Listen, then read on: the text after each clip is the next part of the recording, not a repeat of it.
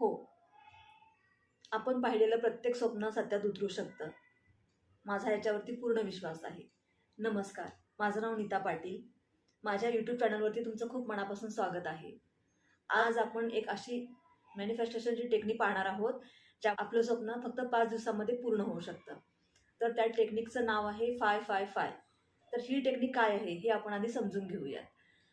555 म्हणजेच तुम्ही एक असं वाक्य, एक असं अफर्मेशन सलग 5 दिवस रोज 55 वेळा लिहायचं आहे. म्हणजे एक अफर्मेशन किंवा एक वाक्य तुम्ही आज 55 वेळा, उद्या 55 वेळा, असं 5 दिवस 55 वेळा लिहायचं आहे. ही आहे 555 टेक्निक. ही टेक्निक समजून घेण्याआधी त्याच्या पाठीमागचं सायन्स आपण समजून घेऊयात. कारण कोणतीही टेक्निक कोणी सांगितली म्हणून करण्यापेक्षा त्याच्या पाठीमागचं सायन्स जेव्हा आपण समजून घेतो तेव्हा आपला त्याच्यावरती पूर्णतः विश्वास बसायला लागतो आणि आपल्याला कॉन्फिडन्स यायला लागतो. आणि ह्याच्यामुळे काय होतं, आपल्याला सेल्फ डाऊट राहत नाही आणि आपलं मॅनिफेस्टेशन लवकरात लवकर पूर्ण होतं. तर याच्या पाठीमागचं हेच सायन्स आहे की तुम्ही म्हणाल 555च का? म्हणजे 55 वेळाच का लिहायचं आणि 5च दिवस का लिहायचे? तर ह्याच्या पाठीमागे हेच कारण आहे की या ब्रह्मांडामध्ये 5 एलिमेंट्स आहेत. 5 सेन्सेस, पंचमहाधातू. यातला 5 या नंबरला न्यूमरोलॉजीमध्ये खूप महत्त्व आहे. कारण 5 या प्रत्येक नंबरची काही ना काहीतरी खासियत आहे, काही ना काहीतरी त्याची वेगळी स्वतंत्र ओळख आहे, त्याचं एक वेगळं अस्तित्व आहे, त्याची एक वेगळी पॉवर आहे. प्रत्येक नंबरची एक पॉवर आहे. तर 5 नंबर हेच दर्शवतो की चेंज, परिवर्तन, ट्रान्सफॉर्मेशन हे त्यातून दिसायला लागतं. 5 हा नंबर आध्यात्मिक आहे, उन्नतीचा आहे, काहीतरी तुमच्या आयुष्यामध्ये बदल घडणार आहे, हेच याच्यातून दर्शवतो. हा आध्यात्मिक नंबर असल्यामुळे याची एक हाय फ्रिक्वेन्सी आहे. 5 हा नंबर खूप पॉवरफुल आहे. आपण लहानपणापासून आपल्या आजूबाजूला ज्या गोष्टी घडत असतात त्या आपण एका स्पंजसारख्या शोषून घेत असतो. म्हणजे कोणी काहीही बोलत असेल, आपण स्वतः लहान असल्यावेळी बाकी कोणीही आपल्या आजूबाजूला काहीही बोलत असेल, तर एका स्पंजसारखं आपण ते टिपून घेत असतो, शोषून घेत असतो. कारण आपल्याला आपलं तेव्हा माइंडसेट किंवा आपण तेवढे मोठे नसतो की आपल्याला हे सत्य आणि असत्य हे पडताळून पाहू शकू, हे आपल्याला माहिती नसतं. त्यामुळे जे कोणी काही बोलेल ते आपण अगदी खरं मानतो. जसं की 2 मुलं असतात आणि एखाद्या व्यक्तीने जर सांगितलं की हा मुलगा खूप हुशार आहे आणि हा मुलगा खूप ढ आहे, तर त्यांच्यामध्ये त्या गोष्टीचा प्रभाव पडायला लागतो आणि जेव्हा ही वाक्य वारंवार जेव्हा ऐकायला लागतात, तेव्हा त्या गोष्टीचा त्याच्यावरती प्रभाव पडायला लागतो. आणि ज्याला ढ म्हणून संबोधलेलं असतं किंवा ढ म्हणून त्याला बोललेलं असतं, कालांतराने तो मुलगाही तसाच प्रकारे रिॲक्ट करायला लागतो. तर हे असंच आहे. म्हणजे तुम्ही आजूबाजूला ज्या गोष्टी घडतायत त्या तुम्ही टिपून घेत असता आणि तुमचं व्यक्तिमत्व त्याच पद्धतीनं बनलं जात असतं. त्यामुळे तुमच्या एक धारणा बनलेल्या असतात, तुमच्या बिलीफ्स बनलेल्या असतात. आणि जर तुम्हाला ह्या बिलीफ सोडून टाकायचे असतील तर त्याला अफर्मेशनशिवाय पर्याय नाही आहे.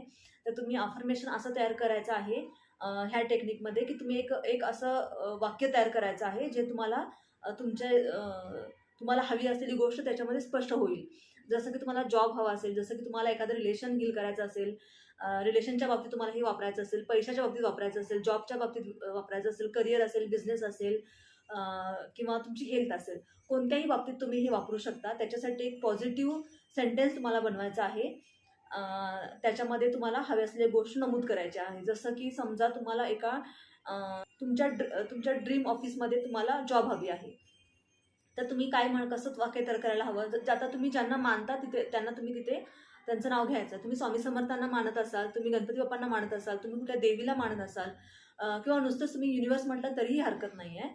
तर तुम्ही समजा युनिव्हर्सला जर संबोधून म्हणत असाल तर तुम्ही असं बोलायचं आहे की थँक यू युनिव्हर्स, मला हव्या असलेल्या ऑफिसमध्ये मला जॉब मिळालेली आहे. Thank you, thank you, thank you.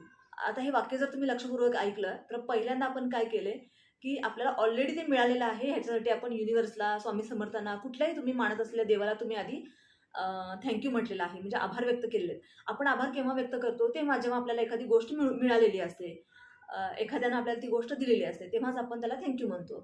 म्हणजे ऑलरेडी तुम्हाला ती युनिव्हर्सकडनं किंवा स्वामी समर्थांच्याकडनं तुम्हाला कुठल्याही देवादेवतांच्याकडनं ती गोष्ट, म्हणजे तुम्ही मानत असलेल्या देवाकडनं तुम्हाला ती गोष्ट मिळालेली आहे.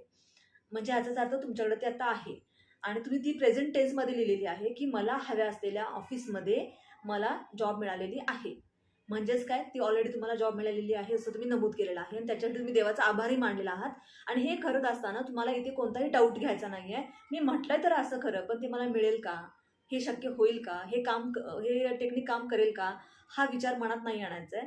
तुम्ही ते स्वप्न पूर्ण झाल्यानंतर तुम्हाला जे फील होतं, तर तुम्ही तो आनंद घ्यायचा आहे, तुम्ही ते फील करायचं आहे, तुमच्या चेहऱ्यावरती स्माईल येऊ द्यायचा आहे. तुम्ही पूर्ण अंतःकरणापासून त्या गोष्टीमध्ये समरसून ती गोष्ट फील करून बोलायची आहे. ह्याला आपण अफर्मेशन म्हणतो. तर ही गोष्ट तुम्ही जेव्हा लिहित असतेवेळी तुम्ही एका सिटिंगमध्ये लिहायची आहे. म्हणजे आता तुम्ही 20 वेळा लिहिलेला आहे आणि उरलेलं तुम्ही संध्याकाळी लिहिणार आहात किंवा दुपारी लिहिणार आहात असं नाही करायचं. तुम्ही एकाच वेळी एकाच टायमिंगला बसून लिहायचं आहे. मग तुम्ही ते दिवसभरात कधीही करू शकता. असं नाही की त्याला फक्त सकाळीच करायचे आहे, रात्रीच करायचे आहे. असा ह्याला काही नियम नाही आहे. तुम्हाला जेव्हा वेळ पुरेसा असेल, तुम्ही एका बसल्या जागी एका बैठकीमध्ये तुम्ही 55 वेळा लिहू शकाल ते वाक्य, तेव्हाच तुम्ही ते करायचं आहे. तुम्ही उठून जर परत येऊन कराल थोडं अर्धं करून, तर ते काम करणार नाही आहे. आणि 55 वेळा का करायचं? कारण रिपिटेशन आपलं सबकॉन्शियस माइंड काय होतं, की आपण मगाशी जसं मी म्हणाले, एखादी जर गोष्ट तुम्हाला रिपीट करून तुमचं ते बिलीफ तयार केलेलं असेल इतर लोकांच्या तर्फे, किंवा आपणही कधी-कधी म्हणतो ना, की नाही माझा स्वभाव असा आहे किंवा मला लोकं गंडवतात किंवा माझा वापर करतात, मी इमोशनल असल्यामुळे मला त्रास होईल असं सगळे वगैरे तुमच्या ज्या काही धारणा असतील त्या गोष्टी आपण सतत रिपीट करत असतो. रोज ती वाक्य बोलत असतो आणि सतत रिपिटेशन केल्यामुळे सबकॉन्शियस माइंडमध्ये त्या गोष्टी जाऊन बसतात आणि सबकॉन्शियस माइंड काय म्हणतं, की हे सत्य आहे आणि त्याच प्रकारचा तुम्हाला अनुभव पण यायला लागतो.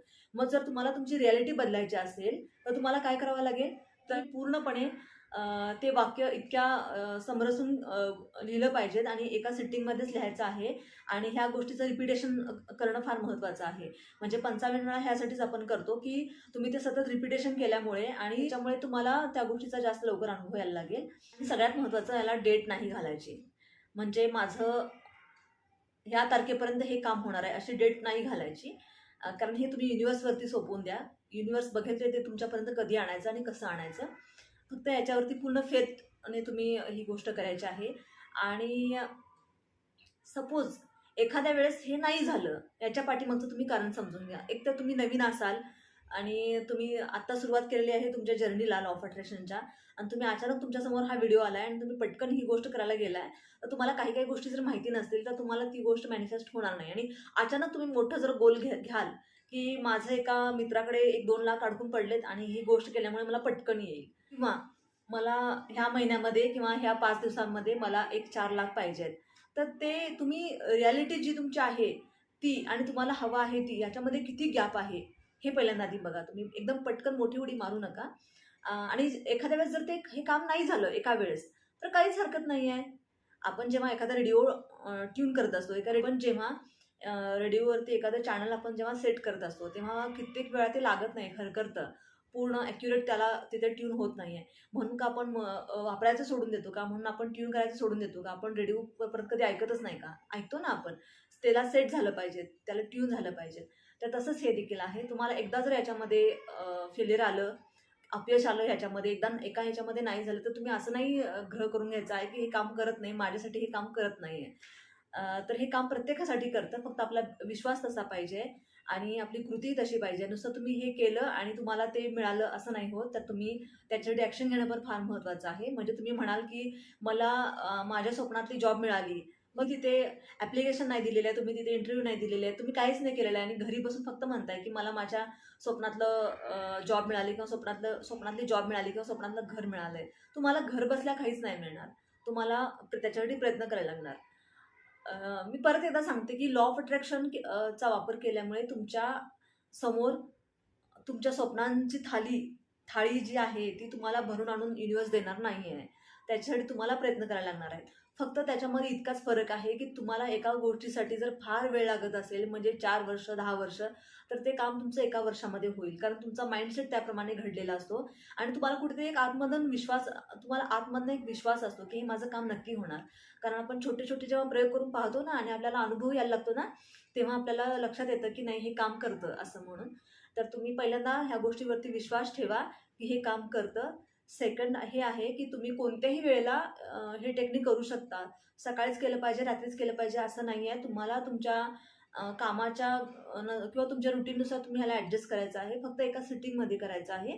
बसल्या जागी एका बैठकीमध्ये 55 वेळा लिहायचं आहे, एकच सेंटेन्स लिहायचं आहे आणि एका वेळी एकच गोष्टीवरती तुम्ही काम करायचं आहे. म्हणजे मी पैशावरती पण करणार आहे, मी रिलेशनशिपसाठी पण करणार आहे, मी जॉबसाठी पण करणार आहे. अशा खूप साऱ्या गोष्टींसाठी तुम्ही नाही करायचं. एका वेळेस तुम्ही एकाच गोष्टीसाठी करा, म्हणजे तुम्हाला त्याचा फार लवकर फायदा मिळेल. कारण तुमचं सबकॉन्शियस माइंड कन्फ्यूज नको व्हायला.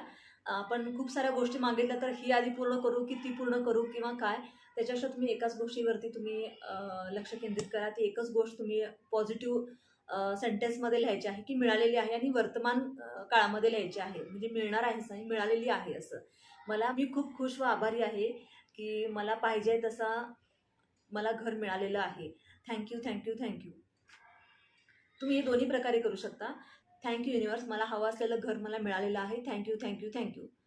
किंवा मी खूप खुश व आभारी आहे, मला माझं हवं असलेलं घर मिळालेलं आहे. Thank you, thank you, thank you.